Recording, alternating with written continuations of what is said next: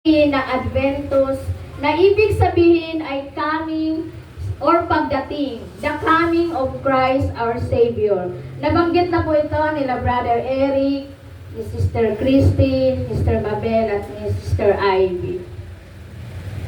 Ang salitang Advent na ang ibig sabihin ay pagdating, na nangangahulugang sa panahong ito, hinihintay na natin ang pagdating ng araw ng kapanganakan ni Jesus. Siya ay isinilang bilang tagapagligtas ng sanlibutan. Sa panahon ding ito, hudyat na rin ang bagong taon. Pagkatapos ng Christmas, after 1 week, ay bagong taon na naman. Ito yung kasunod ng Pasko. Ang isi-share ko po ay sa Galatians chapter 4, verse 4 to 7. Basahin ko po ulit. Ngunit nang sumapit ang takdang panahon, isinugo ng Diyos ang kanyang anak. Isinilang siya ng isang babae at namuhay sa ilalim ng kautusan, upang palayain ang mga nasa ilalim ng kautusan. Sa gayon tayo'y maibibilang sa mga anak ng Diyos. At upang patunayan na kayo'y mga anak ng Diyos, isinugo niya ang Espiritu ng kanyang anak sa ating mga puso. At nang sa gayon ay makatawag tayo sa Diyos ng Ama, Ama ko. Hindi na kayo alipin kundi anak. At dahil kayo ay anak, kayo ay ginawa na rin ng Diyos bilang mga tagapagmana niya. Sa mga talata pong ito ay pinapakita ni Pablo ang kahalagahan ng pagdating ng ating Panginoong Jesus, ng ating Panginoong Hesukristo sa mundong ito. Gaano nga ba kahalaga ang pagdating ng ating Panginoong Jesus sa mundong ito? Makikita natin na sinasabi sa unang bahagi na dumating na ang tamang panahon. Hindi po ito basta-basta nangyari. It is in fullness in time na si Kristo ay dadating sa mundong ito sa pamamagitan ng isang birhen. At yun po ay si Maria. Siya ay nabuhay ng katulad natin. Nagpailalim sa kautusan, ang anak ng Diyos ay nagpakita ng kababaang loob, bagamat siya ay Diyos. Siya ay namuhay na kasama ng mga tao. At siya ay nakaranas ng mga naranasan natin. Ngunit hindi siya nagkasala. Ano nga ba ang tunay na layunin ng kanyang pagparito? Sabi po sa verse 5, upang palayain ang mga nasa ilalim ng kautusan, sa gayon tayo'y mabibilang sa mga anak ng Diyos. Sa pamamagitan ng kanyang sakripisyo, nakatagpo tayo ng kalayaan at naging bahagi ng pamilya ng Diyos. Ang pagiging kabilang sa pamilya ng Diyos, ang pinakadakilang pagpapala na ipinagkaloob ng Diyos sa mga mananampalataya. At siya'y dapat na magtulak sa atin upang manikluhod sa Diyos sa isang mapagkumbabang pagsamba. Wala tayong nagawang anuman upang maging karapat-dapat sa Diyos, dahil ito ay kaloob ng kanyang pag-ibig, habag at biyaya sa atin. At bagamat hindi tayo karapat-dapat, tinawag tayo upang maging anak ng buhay na Diyos. Dahil si Jesus ay Diyos, siya ay may kapangyarihan at may kakayanan upang tubusin tayo. Siya ay naparito upang palayain tayo mula sa pagkaalipin sa ating mga kasalanan at sa mga bagay sa mundong ito. Napakasarap pong isipin, bagamat tayo ay makasalanan, ay itinuring tayong mga anak ng Diyos. dahil sa kanyang dakilang pag-ibig sa atin. Bilang mga tumanggap ng biyaya ng Diyos, hindi tayo alipin ng kasalanan. Sa halip, tayo ay mga anak ng kataas-taasang Diyos. Lumakad tayo na may pagkakakilanlan kay Kristo. Ang mga pagkakamali na meron tayo ay ipinawalang sala dahil sa pagtubos sa atin ng ating Panginoong Hesus. Ang Diyos sa kanyang walang hanggang karunungan ay nagpadala ng kanyang Espiritu sa kanyang anak sa ating mga puso. Hayaan po natin na ang banal na Espiritu na ito ang manahan sa ating kalooban at gumabay sa atin. Umaliw at magbigay ng kapangyarihan sa atin. Sabi nga po sa Juan chapter 1 verse 12,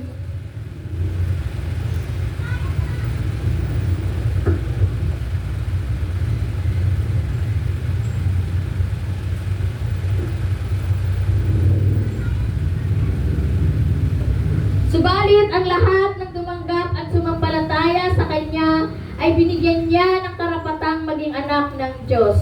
Dahil sa ating pananampalataya sa Panginoong Hesus, tayo ay may karapatan na tumawag sa ating Panginoon na Ama. At kung tayo ay Kanyang mga anak, tayo ay Kanyang tagapagmana. Bilang mga anak ng Diyos, ano ang ating mamanahin sa Diyos? Walang iba kundi ang kaharian ng Diyos. Nabanggit po yung verse na Mateo chapter 25 verse 34, 1 Thessalonica chapter 2 verse 12, and sa Hebreo chapter 12 verse 28. Hindi ko na po siya babasahin. Sinasabi sa atin sa Efeso 1:3 na pinagpala ang lahat na mananampalataya ng lahat ng espiritual na pagpapala ng sangkalangitan kay Kristo Jesus. Ang mga espiritual na pagpapalang ito ay walang hanggan, hindi magwawakas, at na kay Kristo sa pamamagitan ng biyaya ng Diyos. Pinagkalooban tayo ng lahat ng pagpapalang ito bilang Kanyang mga anak. Bilang mga anak ng ating mga panlupang magulang, depende kung meron ipamamana yung ating magulang. Depende po sa status ng buhay natin. Sa pamilya natin, kung meron tayong mamamana sa ating mga magulang. Pero kay Jesus, ang kaharian ng Diyos, sa ating Diyos Ama, spiritual, ay sigurado po tayo na ang mamamana natin ay ang kaharian ng Diyos. Pero sa ating panlupang ama, depende po sa sitwasyon ng buhay ng bawat pamilya. Kumusta po ang ating spiritual na buhay? Nakikita ba si Kristo sa pang-araw-araw na pamumuhay? Nakikita ba na tayo ay mga anak ng Diyos? Naalala ko, nung elementary pa si Tina, inutusan ko siya dyan kay Claire. Bumili ng ulam. Tapos, pagbalik niya, sobra yung sukli niya. Sabi ko, Kina, ibalik mo to doon kay Claire. Eh di pinalik ni Kina. Ang sabi ni Claire, honest naman ang batang to. Sabi daw niya doon sa bumibili. Kasi yung mga batang niya, nag-church yan dyan eh. Kasi andyan lang yung tindahan ni Claire. Tinuro daw itong church natin.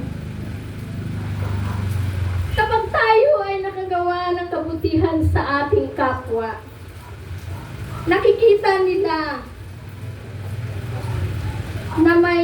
na anak tayo ng Diyos. Hindi tayo perpekto. Sa araw-araw, tayo ay nagkakamali, nagkakasala. Dahil tayo ay mga anak ng Diyos, ang banal na Espiritu ay nananahan sa ating puso. Ginagabayan tayo, pinaalalahanan tayo kapag tayo ay nagkakamali at nagkakasala.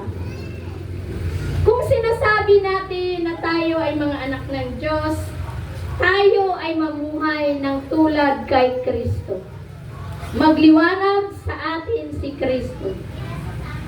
Sabi po sa Juan chapter 12, verse 46,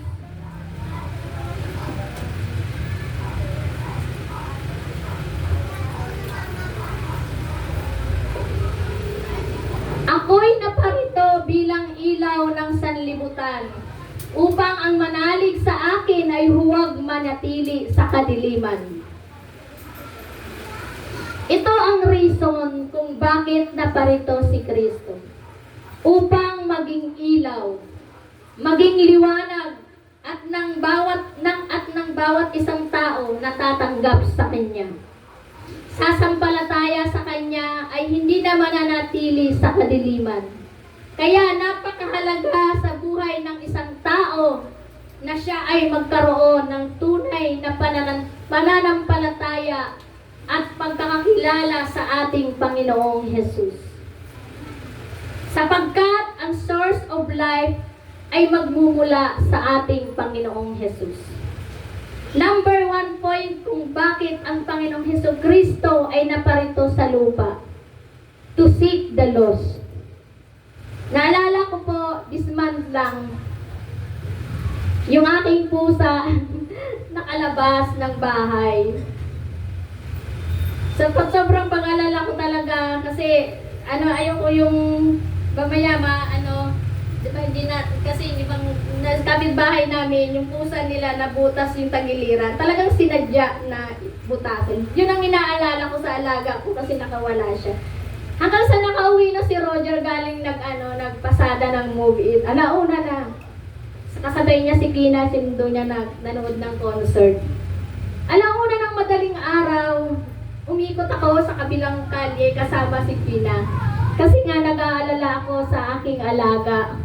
Dahil ganun ko kamahal yung alaga ko. Kaya inaanap ko siya kahit alauna ng madaling araw. Upang hanapin ang mga nawawala, upang hanapin ang mga naliligaw. Pero ang isang malaking katanungan, sino-sino ba yung nawawala? Sino-sino ba yung naliligaw? Sa Isaiah chapter 53, verse 6a, tayong lahat ay tulad ng mga tupang naliligaw. Nagkanya-kanya tayo ng lakad. Maliwanag ang sinabi ng Isaiah chapter 53, verse 6, na tayo palang lahat ang kabilang, kasama sa mga tulad ng tupang naliligaw. Nakanya-kanya tayo ng lakad. Kaya ito ang dahilan kung bakit ang ating Panginoong Hesus ay bumaba mula sa langit at dito nagpunta sa lupa. Sapagkat nais niyang hanapin ang bawat isang naligaw, ang bawat nawawala, at kabilang po tayo doon. Tayo pong lahat ay kabilang sa sinasabi ng Isaiah chapter 53 verse 6. At sabi sa aklat ng Lucas chapter 19 verse 10,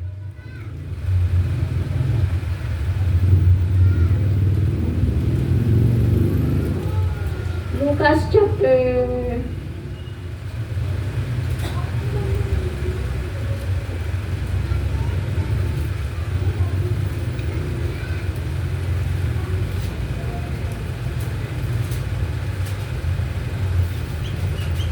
chapter 19, verse 10.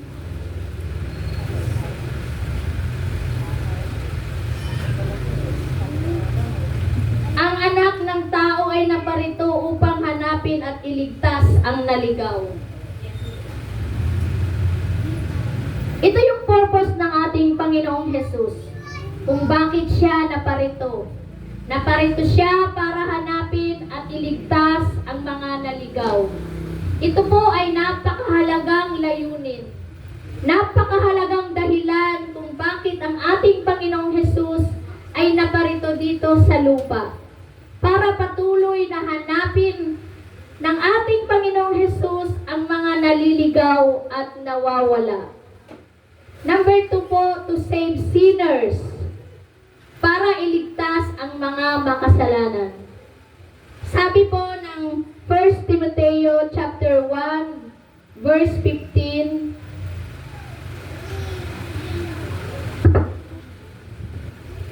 totoo ang pahayag na ito at dapat paniwalaan ng lahat, si Kristo ay dumating sa sanlibutan upang iligtas ang mga makasalanan at ako ang pinakamasama sa kanila. Ito ang sinabi ni Apostol Pablo. Makikita po natin na inamin ni Apostol Pablo na siya yung pinakamasama. Siya yung pinakamakasalanan. That time, sapagkat nung wala pa siyang tamang pagkaunawa, pero isang araw nangusap sa kanya ang ating Panginoong Hesus sa isang nakakasilaw na liwanag at nagpakilala ang ating Panginoong Hesus kay Pablo. At mula noon, kinilala ni Pablo si Hesus bilang Panginoon, Hari at tagapagligtas ng kanyang buhay. Mula noon, nagsimula siyang nangaral patungkol sa ating Panginoong Hesukristo. Ito yung sinasabi sa Timoteo chapter 1 verse 15. Narito ang isang katotohanan na dapat tanggapin at paniwalaan ng lahat. Ito ang dapat nating tanggapin at paniwalaan na si Hesukristo ay naparito sa sanlibutan upang iligtas ang mga makasalanan. Kabilang po tayo sa mga taong makasalanan. Sapagkat sabi ng Roma chapter 3 verse 10,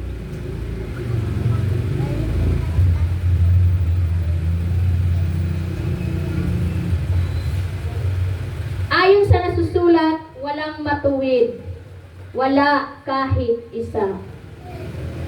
Kasama po tayo doon sa nangangailangan, kaya nangangailangan po tayo ng isang tagapagligtas, ng isang magbibigay po sa atin ng assurance or salvation. Walang iba po yun kundi ang ating Panginoong Hesukristo. Sabi po sa Aklat ng Gawa, chapter verse 4, verse 12,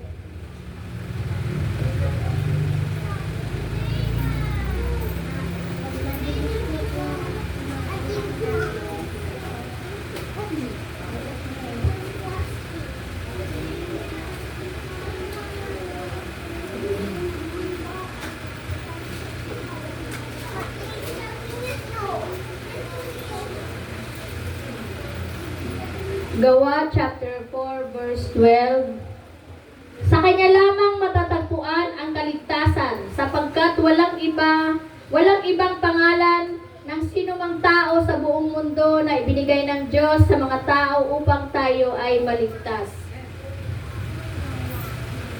Ito po yung mabuting balita ng kaligtasan sa pamamagitan po ng ating Panginoong Hesus na namatay at nagpapako sa krus, ibinigay niya ang kanyang buhay. Ang dapat po natin gawin ay sumampalataya at tanggapin ang Panginoong Hesus bilang personal Lord and Savior ng ating buhay. At magpasimula po tayong sumunod sa ating Panginoong Hesus, kasabay ang pagtalikod sa kasalanan. At mararanasan na po natin ang pangako ng Panginoon. Tanggapin lang po natin si Jesus bilang personal Lord and Savior natin sa ating buhay. At tayo po ay sumunod sa Kanya at kasabay nun yung pagtalikod natin sa ating mga kasalanan. At ang kasunod nun ay mararanasan natin ang mga pangako ng Panginoon, na isang buhay na walang hanggan sa piling ng ating Panginoon. Number 3 po, call sinners to repent. Bakit siya naparito sa lupa? Para tawagin ang mga makasalanan upang magsisi. Sabi po ng Biblia sa Lucas chapter 5 chapter 31, verse 32. Chapter 5, verse 31 to 32. Sinagot sila ni Jesus, hindi nangangailangan ng manggagamot ang walang sakit, kundi ang may sakit. Hindi ako naparito upang tawagin ang mga matuwid, kundi ang mga makasalanan upang sila'y magsisi.